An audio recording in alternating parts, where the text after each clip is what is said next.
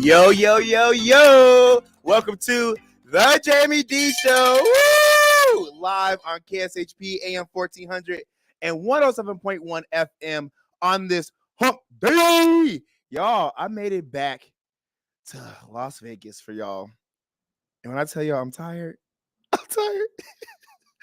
I was covering the BET Awards weekend this past Friday, Saturday, and Sunday. And that's what they do on Monday. And then yesterday, I was specially invited by Hollywood Unlocked to the Hollywood Unlocked Impact Awards, which is put on by Jason Lee, and it was hosted by Tiffany Haddish. It was actually an amazing award show, and it was very, very inspiring. But then I had to get on the road right after the award show, which ended at midnight, to get back here in Vegas, which is 4.5 hours away. And they wanted your boy to stay at the after party. Welcome into the Jaime Dee Show, y'all. Super happy to have you here. I'm live every Monday through Friday from 10 a.m. until 11 a.m. PST, and live on YouTube, Twitter, Twitch, and Facebook at the Jaime Dee Show. I'm happy that everyone's coming into the live stream right now. So you all know we're going to go over the daily news headlines, and then we're actually going to talk about this one topic that I find to be extremely heartbreaking. I'm not sure if you guys heard of the incident in Chicago where a 14-year-old boy had to use deadly force to protect his 35-year-old mother, or 32-year-old mother, who was attacked by a 35-year-old in a South Side Chicago fast food restaurant. And I'm going to get into that because I'm from Chicago. If you guys don't know that, I'm from the west side of Chicago. And so this is definitely a story that hits home, but it's still a social issue everywhere. So let's talk about that.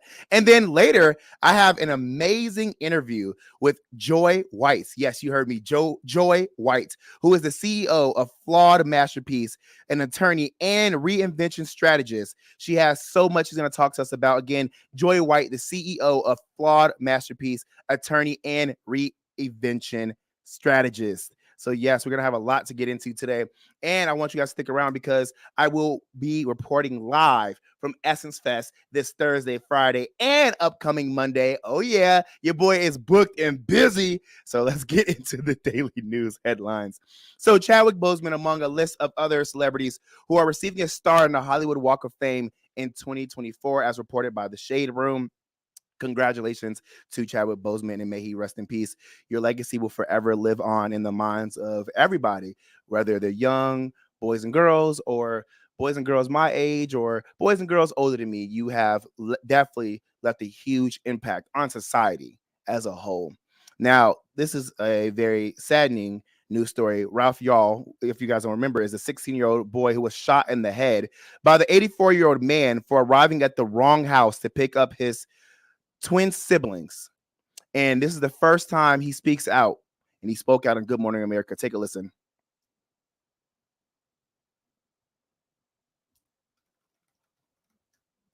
So while we're getting it set up, again, this is his first time speaking on Good Morning America. He was alongside his mom, and it's a very heartfelt snippet that we took from social media because it was actually, like, I think almost 8-minute interview, and it was a lot to take in. And if you guys don't know the story, again, this 16-year-old boy, innocent 16-year-old African-American boy, was going to pick up his siblings and was shot and almost killed because he was shot in the head, and then shot again after that because he went to the wrong house. Talk about a horrible, horrible situation. So while we're getting that set up, I also want to talk to you guys about some other things. There's a new data that shows in Las Vegas that rent is falling around the world, but most significantly by 6% here in Las Vegas. So they're saying that rent is falling and decreasing everywhere around the world, but most significantly in Las Vegas, and we are ahead by 6%. But despite this drop, it's not helping people afford to live in Las Vegas, especially the homeless population, as reported by Fox 5 Vegas. And I want to say, I am not homeless, but I don't see any type of drop. So I'm gonna need y'all to figure that out. Okay, let's go back to this news story with Ralph.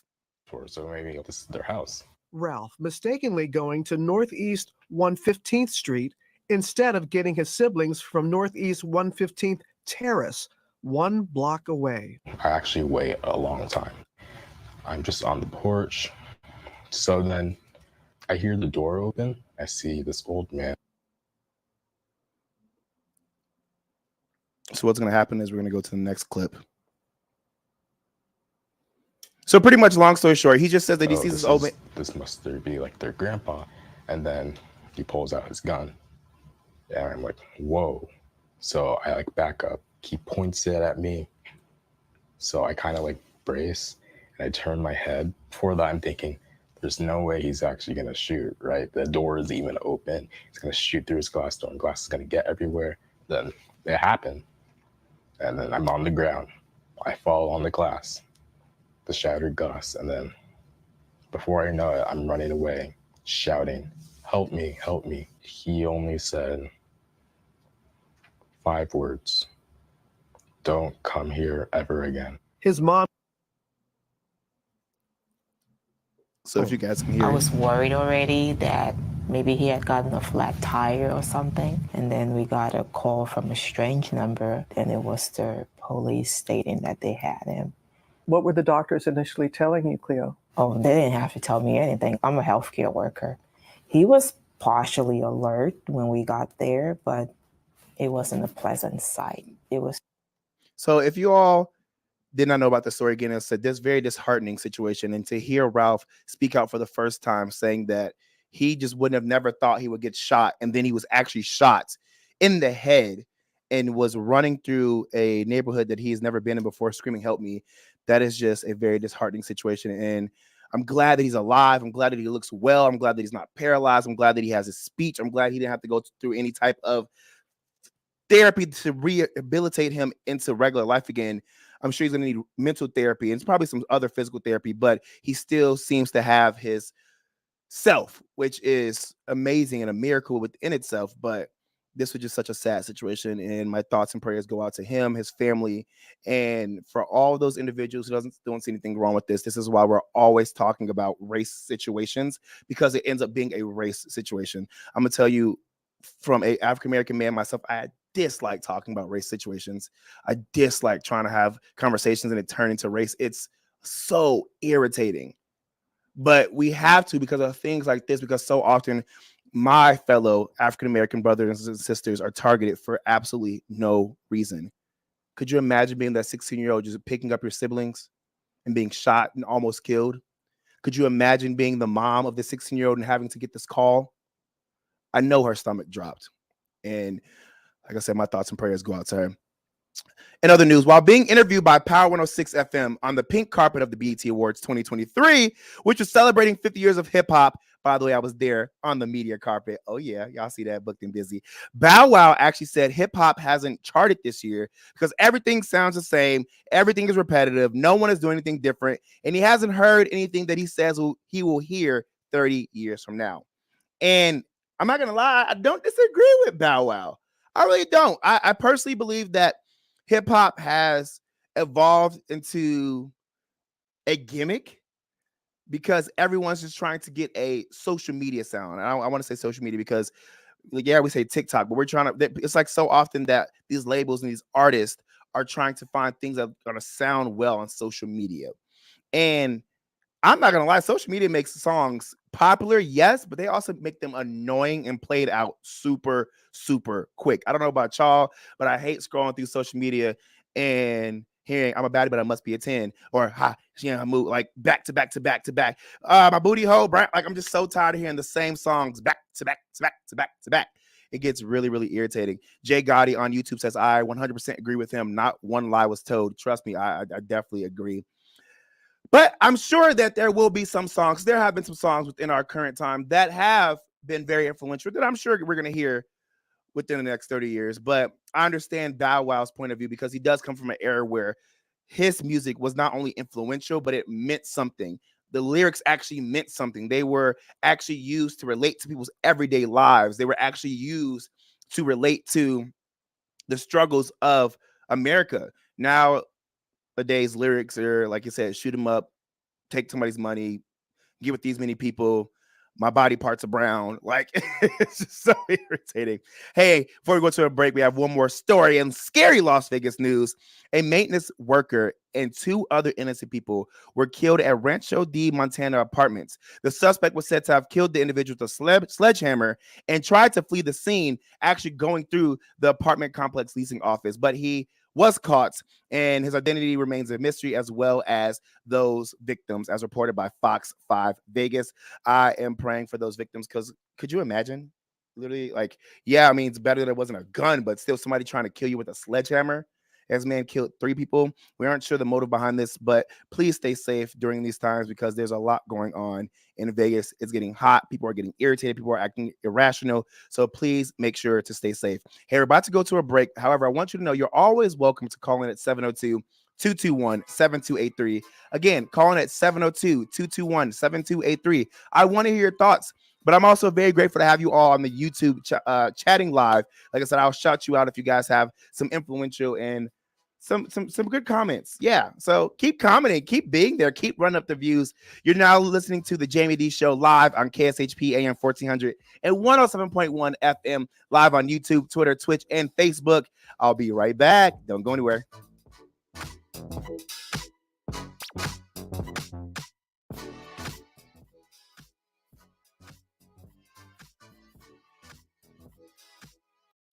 Hungry for the best barbecue in Las Vegas? Come out to the infamous barbecue and meat market, John Mole's Meats and Roadkill Grill in Las Vegas. John Mole's was featured on the Food Network's Diners, Drive-Ins, and Dives. Now take home delicious meat selections for your grill, and while you're there, grab a bite of the best barbecue in Las Vegas. With 2 locations now at Tom and Gowan or on North Decatur, you're sure to find the perfect meats for your next barbecue or party. Find us online at johnmolemeats.com. At AR Heating and Air Conditioning, our main goal is to provide high-quality service without breaking the bank. From maintaining your HVAC units to fixing them when they are down, they are there for you. AR Heating and Air Conditioning offer reasonable prices, reliability, and professional service at a great value. For more information, go to fixmyac.net or call 702-646-4000. Beat the heat and call AR Heating and Air Conditioning today.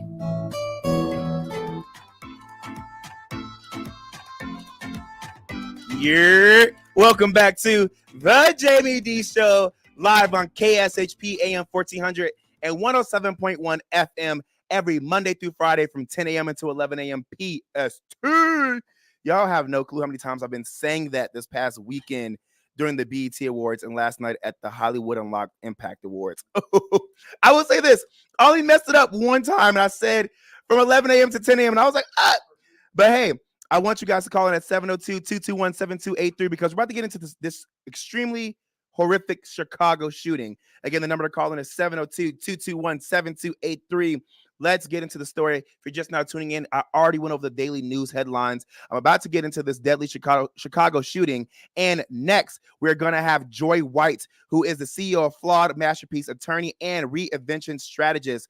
All right, let's get into this. And then we actually have a caller. We'd love to hear it. So, let's get into this horrible news. All right. In my opinion, this is my personal opinion, everybody. It turned into great news in my thoughts. I'm gonna just say that. If you don't know about this horrific story, a 35-year-old woman by the name of Carlisha Hood and her 14-year-old son were arrested and charged with murder in Chicago, Illinois this past week. And the story, it was seen on videotape that Carlisha Hood was in a loud verbal argument with 32-year-old Jeremy Brown. Jeremy told Carlisha if she says one more thing, he's going to knock Carlisha out. During the fight, Carlisha told her 14-year-old son to come into the Maxwell Street Express restaurant. The fight between Carlisha and this 32-year-old became pretty intense, because upon Carlisha saying that one more thing, Jeremy proceeded to punch Carlisha in the head and face 3 times. If you have not seen this video, it's extremely horrific. He punched her hard 3 times, and everybody in that store fled. Nobody tried to stop this. Nobody tried to help this poor Black woman out. Nobody tried to de-escalate the situation, and it was ridiculous to watch. Now, during this altercation, Carlisha's 14-year-old son saw it happen, and once he did, he pulled a gun out of his hoodie and shot Jeremy in the back.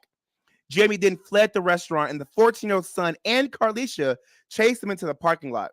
Carlisha ordered her son to continue to shoot and kill Jeremy, which he did. Jeremy was shot twice in the back and later died from his injuries. Both Carlisha and her son fled the scene and went back home.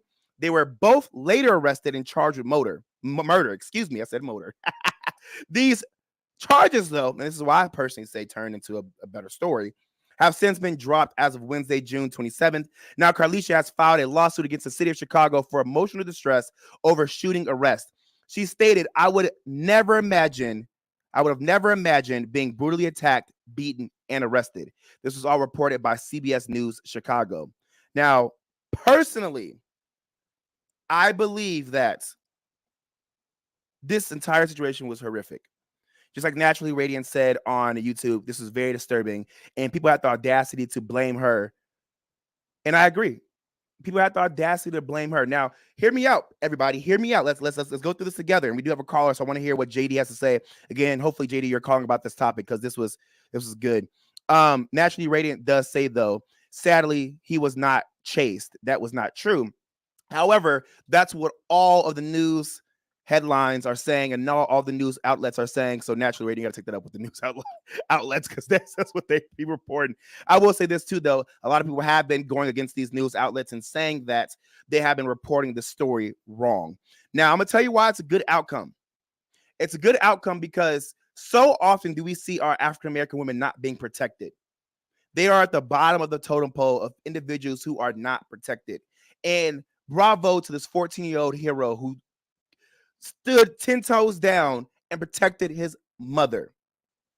Now, I'm going to just say alleged because people are saying that it's not true. But if they shot this, when they shot this individual, because we know that to be true because it's on videotape.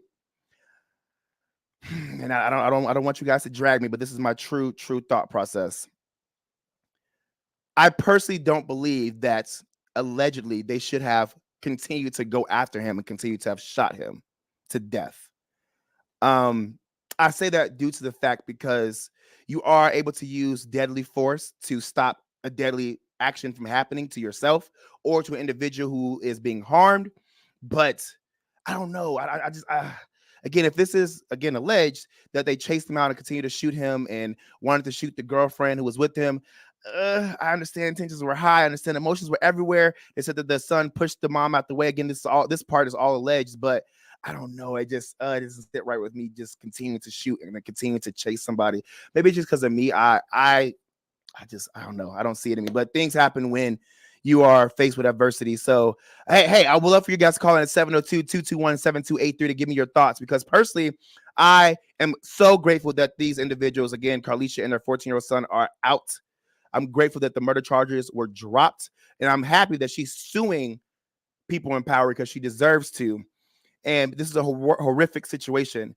But in my personal thoughts, and this is me as a thought leader, once you shot that person and they ran and they were no longer a threat and you guys were able to flee, I personally say that they should have just fled. But you can't tell anybody what they should do. I will say that. I'm going to hold myself accountable. That's just the only thing that was kind of like, But hey, we do have JD holding on the line again. JD, we're talking about this situation. I want to bring you in and have a conversation about this. How are you, JD? Fine, Jamie. I'm not familiar with the story other than what you're talking about. Last week, you were talking about affirmative action, and I wasn't able to call in because you were too busy the next couple of days. But in this story that you're talking about, I would ask one question. Where'd the 14-year-old get the gun? The 14-year-old got the gun from the car. The mother was actually a CDL holder, and she was licensed to have the gun. Good enough. Anyhow, last week you were talking about affirmative action, and I wanted to ask you, do you know how long that's been in action and how that got put in place? Could you inform me? Pardon me? I said, could you educate me? Well, it was put in place in 1972 by Republican President Richard Nixon. And it's been in effect for approximately 50 years. Okay. And the way you related the story, it was basically being used against blacks. And I think what's happening, the news stories that are coming about are Asians that are being used against Asians, not to allow them into Harvard and different colleges because of the fact that they are so proficient in their grades that they're not only passing blacks, Spanish, but also whites. So they were using this affirmative action against the Asian population primarily. But I find it hard to believe that you didn't know this was a Republican president that put this in effect for 50 years now, and that it's something that I think after 50 years should be enough. So real quick, I would like to say thank you so much, JD, for calling in and also talking about the topic that I had at hand. And pretty much I reported everything on that, and I said everything I need to say. I won't have as much time to talk about this because I do have Joy White who's on the line, but I will respond to you because I'm big on holding myself accountable. And I'm really grateful that you actually called in. So I will tell you this, JD, because I am a live morning radio personality, because I do my own research and I have a master's in broadcast journalism, I know a lot, but I don't know everything. I am still pretty young and I'm still learning different things, which is why I'm open to having these conversations. And I'm grateful that you are doing your best to educate me on this situation. I will say I don't know who put affirmative action into place. One thing about me, I will always hold myself accountable, especially when it comes to talking about certain situations. But I will say this, as it pertains to your statements on surpassing Asians and so on, I have worked at two major universities that are PWI. One is a PWI and one is a HSI. I don't know. You know what HSI is? No. What is your master's degree in? Broadcast journalism. But real quick, okay. An HSI is a Hispanic Serving Institute. And I've also worked in admissions at an HBCU. So I've seen it from three different angles. One of the HBCU, which is a historically black college university, which is predominantly African-American. PWI, predominantly white institute, predominantly white. And then HSI, my undergrad was FIU, historic Hispanic Serving Institute. And I will tell you this, I worked in admission at all three universities. And I was a part of the process of accepting individuals. And I will tell you this, not once, I'm talking for myself, not once did we ever exclude an individual based off of their ethnicity. However, we did match certain individuals up. So let's say, for example, we already had 10 Caucasian people who were added in, who were accepted to City University. And now there's another, because let me tell you this as well. A lot of times we don't see that many minorities applying to PWIs and HSIs because they don't see themselves in those universities, or they're afraid they're not going to have the money to go to the universities, or they just feel like they're not going to get in. Me being one of the individuals who had those thoughts. And when you are on your 11th applicant and it's that individual, let's say Jake versus a Darian, who's an African-American male, and they have the exact same GPA, we're going to pick Darian just because Jake, nothing against Jake. Not saying Jake does not deserve to be in the university, but there's been 10 Jakes, and now there's finally one Darian, and we want to give that opportunity to that one Darian. But I will tell you this, again, as an individual who worked under the president, that one Darian is that one Darian. Then there's 10 other individuals who are Jakes who are still getting into university. So I do hear what you're saying, and I would just have to do my own research on that to see what you're talking about. One other thing, there have been many, many cases where when you're talking about the persons with the same GPAs, there have been many, many cases. Some have gone to the Supreme Court where the other applicant, other than the African American, had a much higher GPA, and they were declined in favor of the African American. So you're wrong in that regard. So let me comment on that, because that's a great point. Again, I worked in admissions, and so I can definitely talk about that. But it still goes back to my same example, JD. If there was 10 Jakes and that one Darian, they're going to pick that one Darian. But I will tell you this, and this is a fact I know to be true. We're not going to pick that one Darian just because he's black. We're going to pick that one Darian because he does fit the requirements, and because Jake came 10 times before that one Darian. Now, I will tell you this too, though. We don't have, as African-American people, and I really appreciate you for having this graceful conversation with me, we don't have the privilege to sue people as much as the people are able to sue other people. We don't have the privilege to be able to say, hey, we should have got into this university. On top of that, I will say we don't have the resources to know that we can sue. And a lot of times we are put down. Oh, Jamie, come on, Jamie. You don't think so? Jamie, there's enough lawyers. There's enough ACLUs. There's enough NAACP. Right. JD, you're not wrong. You're not wrong. No, you're not wrong. Let me tell you this. You're not wrong. Jamie, come on. You're not wrong. You're not wrong. And I appreciate you for having that thought process. But I do want to let you know, because I do have Joy White waiting in the lobby. You have to remember that we don't have the same resources and the privilege and the knowledge as other individuals, so we don't know about those certain things. Let me tell you. Hold on. Wait. Let me say this, JD, real quick. as an African-American man who came from the hood of Chicago, who then made a way for himself as a first-generation African-American student, who now has a master's in broadcast journalism from the #1 university in broadcast journalism, University of Maryland, College Park, I am now in my first ever lawsuit in life. I never knew about that process. I never knew who to reach out to. How old are you, Jamie? I'm 29. Jamie, Just turned 29. I'm 29. Mm-hmm. Jamie, all I could say is just read a little history of this country. Mm-hmm. There have been so many advances. I'm 79 years old. I've lived through all of this. Yeah. I've lived through all of this. There have been so many advances in my 79 years for all races. And just look at some of the baseball films and some of the football films of the stands and some of the marches in the 50s and 60s, and you will see black people with coats and ties, and their wives with hats and overcoats, and their children dressed in suits. I'm talking about the 40s and the 50s. There has been so much progress in race relations, and you know what? If it wasn't for Obama, we would be a much straighter country, because Obama has started this race relation crap, and it is bringing this country down. Let me say this, JD. Your points outside of the Obama thing are very, very valid. I'm going to tell you why, because I'm all about holding everybody accountable and making sure that we're talking about the facts.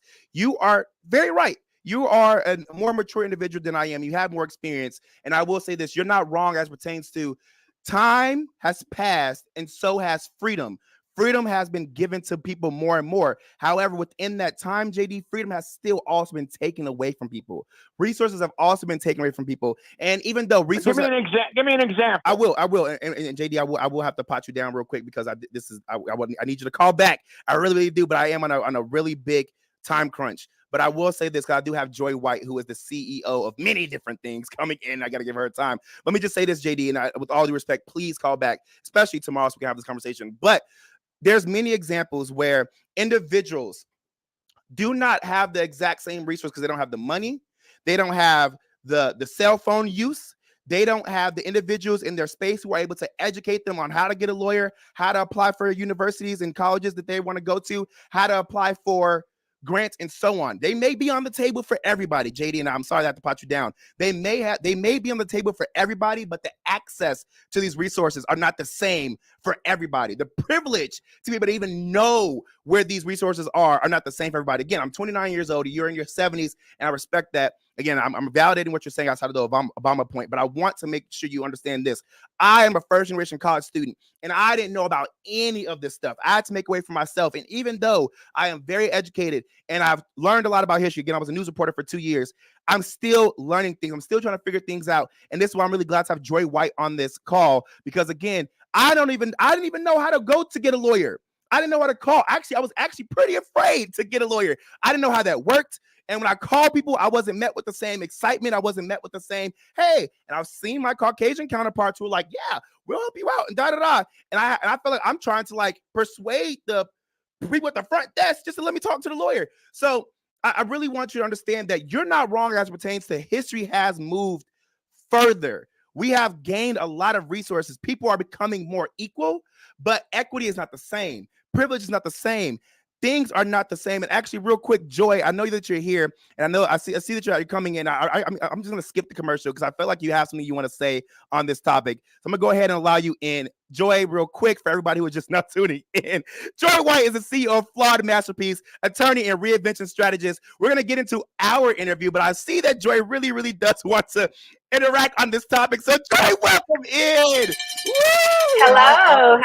How are you? Hi, welcome in. Sorry to have you waiting so long again. So sorry, JD. I do want to continue this conversation, but Joy, I know that you wanted to get your thoughts in there, because you are an individual I'm talking about who lives through these practices and has these shared experiences. Right. So go ahead and give your thoughts. Do you agree with me? Do you agree with JD?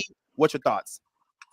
Well, I'll just say I agree with you wholeheartedly. Like, the access is the access. And as someone who is a practicing attorney, I joke all the time, I didn't meet the first attorney in real life till I was already in law school. Wow. So I chose to become a lawyer based off of Claire Huxtable, off of The Cosby Show. I had not met an attorney till I was in law school. That's the first time I met an attorney. Turns out I'm good at the job. I actually enjoy the work, but I could have easily not have, because I didn't even know what the job was. So it was a very kind of romanticized, like, I'm making up what I think being a lawyer is. Right. And I know a lot of other Black and brown people who have done the same thing. So it's you know, the access, the exposure is huge. And this is coming from people who are in these industries that are Right. still first generation. And I appreciate that. And I think, again, with JD, I appreciate you for calling it, because I'm all about having respectful conversations. One thing we forget is that, like you said, even though we may know there's resources, we don't know how to get them. And as well, we don't have the same privileges to get accepted into those or given those resources. So a lot of times we're talking about affirmative action. When we get actually, you know what, before I say this, JD, I'm gonna actually agree with you on this. You made a very great point. Do your research, learn your history. I agree with you wholeheartedly, JD. But that is exactly why I'm saying we shouldn't get rid of affirmative action. Do your research, learn your history.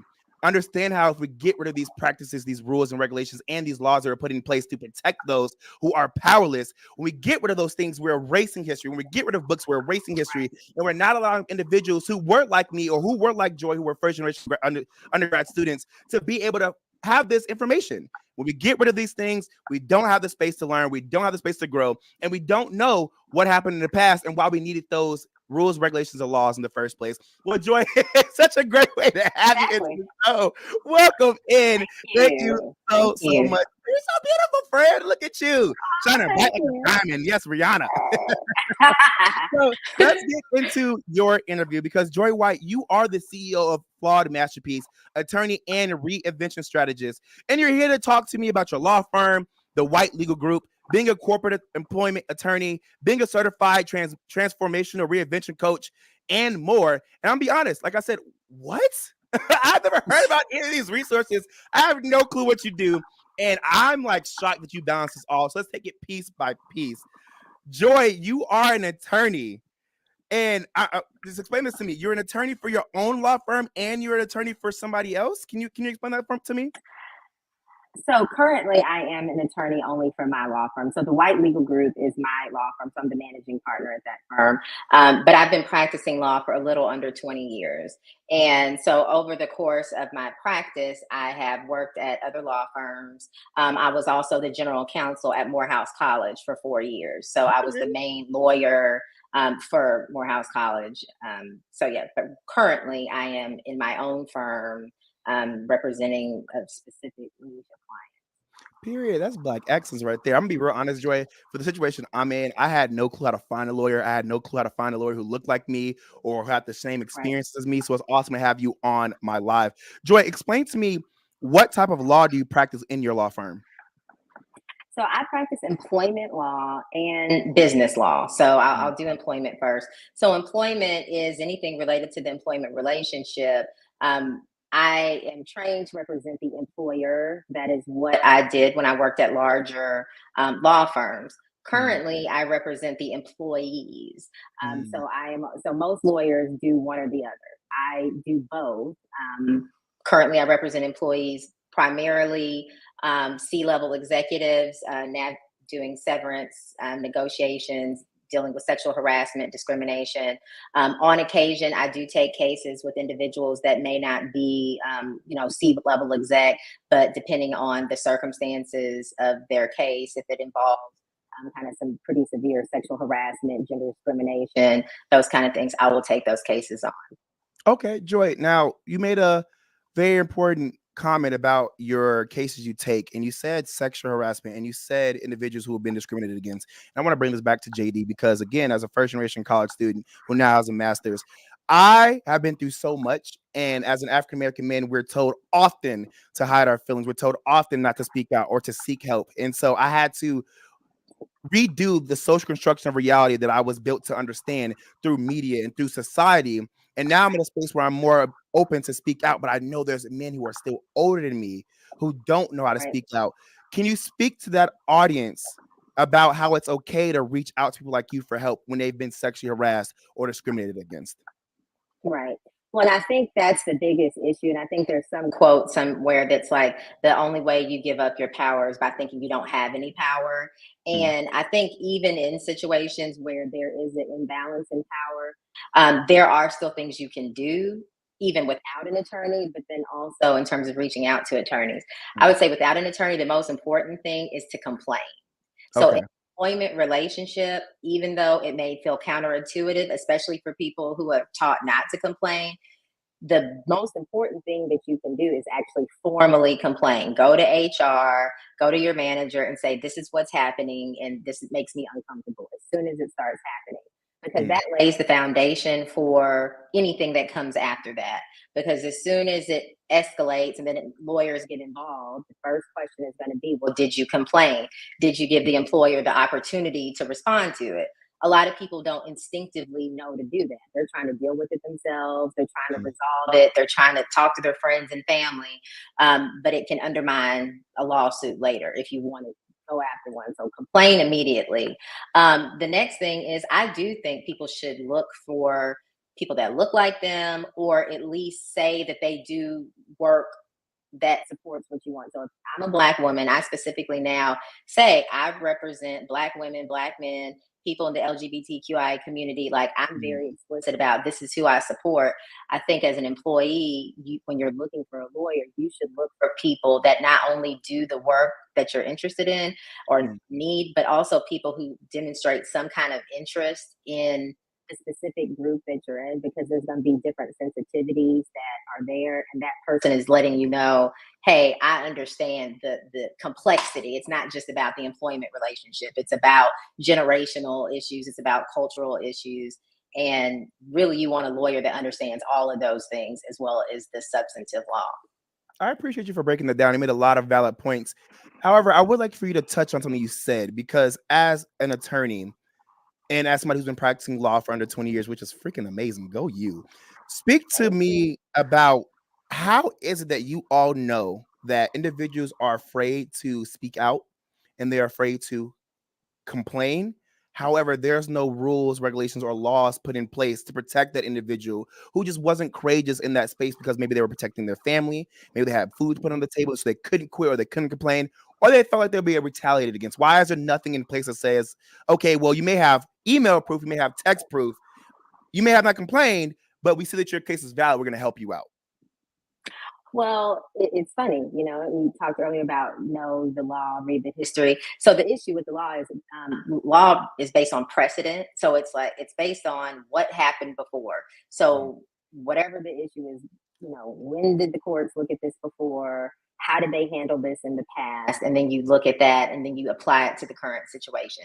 So of course, there's going to be new things that come up and you have to deal with new issues, but those are always the hardest things to deal with. It's much easier, and that's just kind of how the law works. You look at precedent. So part of the reason that it's easier for an attorney to have a person that complains is because there's precedent, and we can go back and say, well, in these other cases, when it happened like this is what the court said. However, you can still bring a case, like if you didn't complain. Like if you have proof, you can bring a case. It is harder. It's a harder case to bring, and so an attorney has to. It's not impossible, no. Okay. So the lawyer just has to decide. And what I tell people all the time when they are trying to, you know, want to retain me is like, I always believe people. Like, I think to your point, it takes a tremendous amount of courage and effort to even reach out to a lawyer to ask for help. Just like you said, most people don't know how to do it. By the time they do it, it takes a tremendous amount of courage. That said, by the time they get to me, I tell people, I may believe you. That doesn't mean that you have a case, because the law is based on certain rules. Like the law is a rule-based system, and so I can hear you, believe entirely what happened, and I can look you in the eye and say that should have not happened. You do not deserve to be treated that way. Next point, that is not a legal case. And I think sometimes people automatically think something that unfair, objectively unfair, that happens in the workplace, that automatically means they have a legal case. That's just not true. That's not how the law works. Employment law specifically is different in each state. So every state has a different employment law, and then there's federal employment law that covers all states in the US. So that's why you want to go to someone who's who's an expert in the subject matter.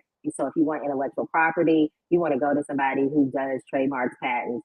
If it's employment, you want to go to someone who does employment law, because there are a lot of nuances when it comes to that. But so I tell people a lot, and I have to tell them, you don't have a case. I believe you. what happened to you should not have happened to you. But I also have to be honest with you that what happened is not necessarily translate into a legal claim. Gotcha. Now, Joy, we are live on YouTube, Twitter, Twitch, and Facebook at the Jaime Dee Show. People are coming in and people are loving the fact that you are an African American woman who is in law, who knows what you're talking about, and has those lived experiences. Before we continue on to my questions, we do have Miss Dupar, who says, Joy, I have a question. If an employee breaches a contract and lowers a person's salary after they accepted it at a higher salary, is this cause to sue that company?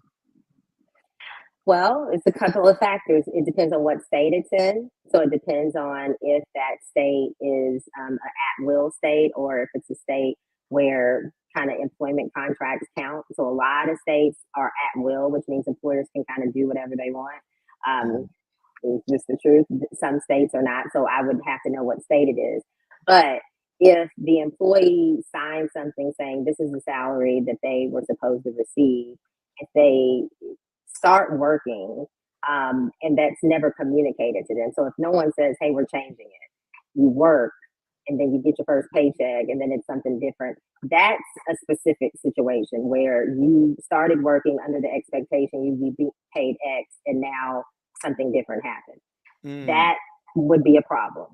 If you got an offer letter that said we're going to pay you $15 an hour, but then right before you started, they're like, hey, we're not going to be able to do that anymore. It's $12.50 and it's before you started working, that they can do that. And I mean, that's because they've given you notice. You still have the choice to not work there anymore. So the balance is if you start working under the understanding that you are being paid $15 an hour and no one has communicated to you that that hourly rate is different, that's a problem. If they do communicate, you have the right to work or not work. Like, but you can't necessarily enforce them. I know you're gonna give me this 15. You can't really do that. Makes sense. Okay, thank you for explaining that to Ms. Dupar. I appreciate that. Yeah. Now, I have another question, and this is because somebody wants to be educated. Is there a difference between being a lawyer and an attorney? They're the same thing. The same thing, just a different word, right? Okay, gotcha. So let's talk about you being a reinvention strategist then. What is that? Like, what are you reinventing? Who are you strategizing for? Talk to us about that, because that sounds super exciting. Thank you. So reinvention is really about like reinventing your life. So I'm a reinvention strategist because it's what I did in my own life, on my own healing journey. And I realized there's other people, Black women particularly, that I work with that need the same thing. And so what it means is you live your life according to a certain set of rules, a certain set of guidance, kind of similar to what you said earlier, like certain things were presented to you by your family, by our culture, and you kind of live according to those rules. And you may get to a point in your life where you realize, okay, this doesn't work anymore. Like these rules don't work for me anymore. But you may be far enough down in your path where you've chosen a profession, you've chosen certain, like you're deep in that thing. And you're like, all right, I want to pivot. I want to feel more authentic. I want to heal things that I need to heal. I want to experience life in a more fulfilling way. And so I help you do that. So I did that in my own life, and I help other women, Black women particularly, who find themselves at the top of their game, generally like people where everyone would applaud and say, this woman is killing it, yet she's unhappy, she's unfulfilled, she's not really sure, like I should be happy, but I'm not happy. And really it's because you followed a path that was never your path to begin with. Right. But then there's work that has to be done to unpack some of that first. And then after you unpack it, okay, how do you build what you really want now? Like, how do you begin to create the life that is meaningful and authentic for you? And that's what I help women do. Joy, you are ripping women out the plastic so they can act brand new. That's what I'm talking about. You better get into it. I love it. Talk to us about why it's important to reinvent yourself. A lot of times we hear in our community, to if you agree or not, find your thing, stick to it, be dedicated, and live your life.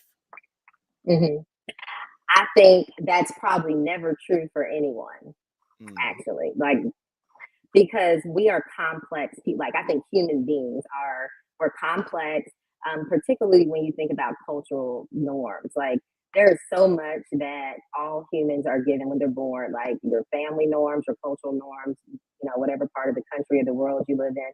And these are all rules that other people came up with that have nothing to do with like who God created you to be. And that's accurate for every person. That's just accurate, right?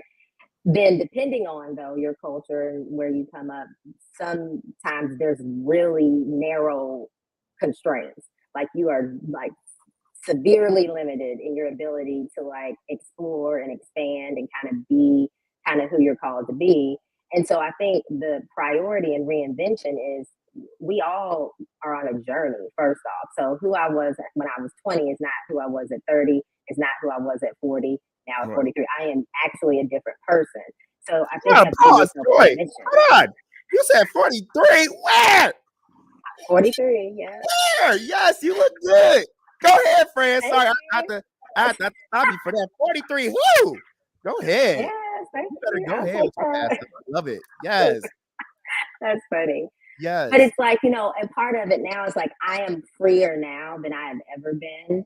And part of that is that's what I want to share with particularly other women, other Black women, other women that have some of the background that I have. I have trauma in my background. I'm a survivor of several kinds of trauma in childhood and adulthood. And so as part of my healing journey, what I realized is, when you heal, you get freer. And as you get freer, you're more open to like experiencing the world differently, and you kind of figure out why you're here. And that's really the point. And it changes. And I will say that I think it changes over time. What you're supposed to be doing at 20 is different than what you're supposed to be doing at 30. And I think that's a natural progression.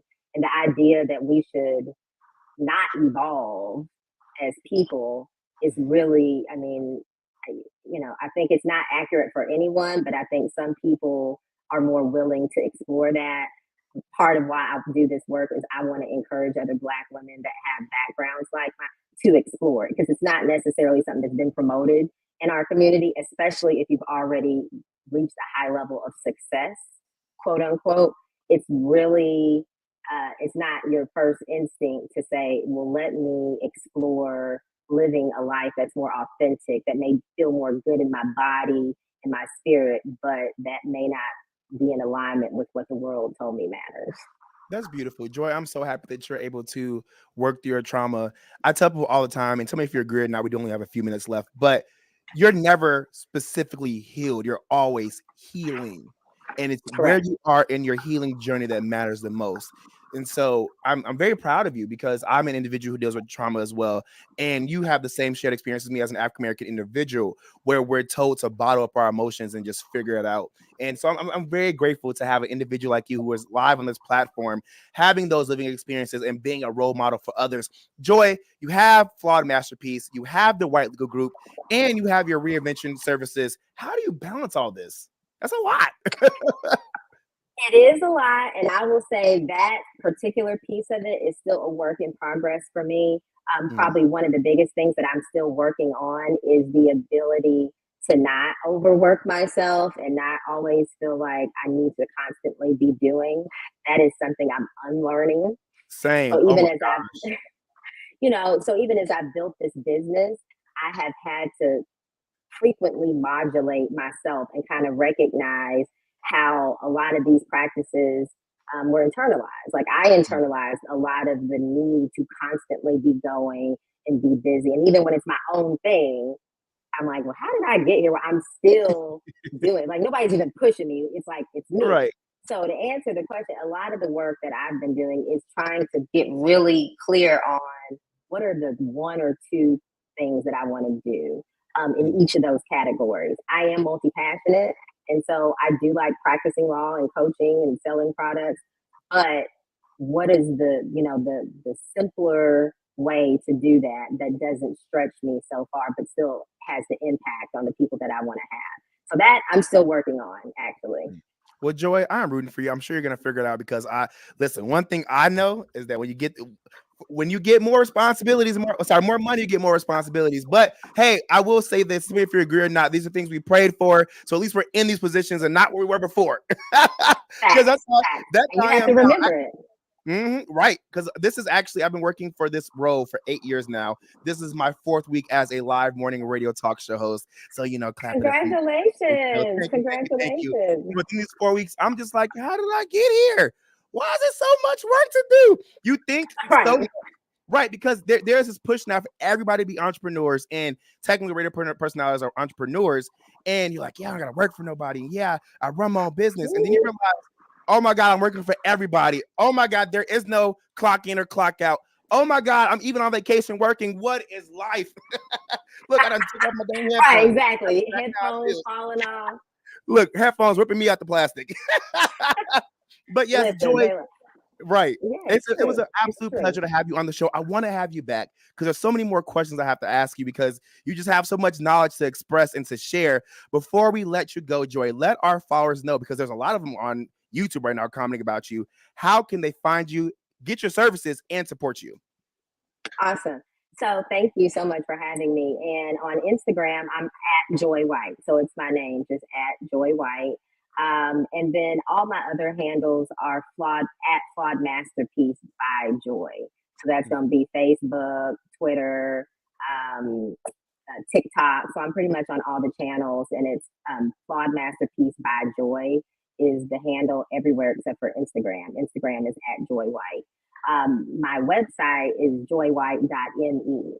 And so if you go to that website, you can get to all my services, my law firm, my e-commerce store, as well as get me for coaching or speaking. So that's kind of the hub for all things, is joywhite.me. That's awesome. Well, congratulations, Joy, on everything you're doing. I pray that you continue to find that Thank balance. you.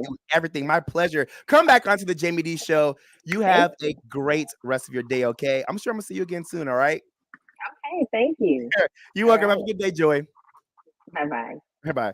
Everybody, that was Joy White. Let's give her that bell ring. She is the CEO of Flawed Masterpiece, attorney and reinvention strategist. She just joined me live on the Jaime Dee Show, which you are listening to right now on KSHP AM 1400 and 107.1 FM. Make sure to stay tuned because I'll be in New Orleans, booked and busy for Essence Fest, doing my show live from remote locations. So stick around, all right? You're tuned into the Jaime Dee Show. I'll see you tomorrow. Thanks for everybody who called in. Continue to call in 702-221-7283. See you tomorrow. Peace out. What's up, everybody? You were just tuned into the Jaime Dee Show, live on KSHP AM 1400 and 107.1 FM. If you aren't in the Las Vegas area, you can catch my show live on YouTube, Twitter, Twitch, and Facebook at the Jaime Dee Show. That's TheJaimeDeeshow.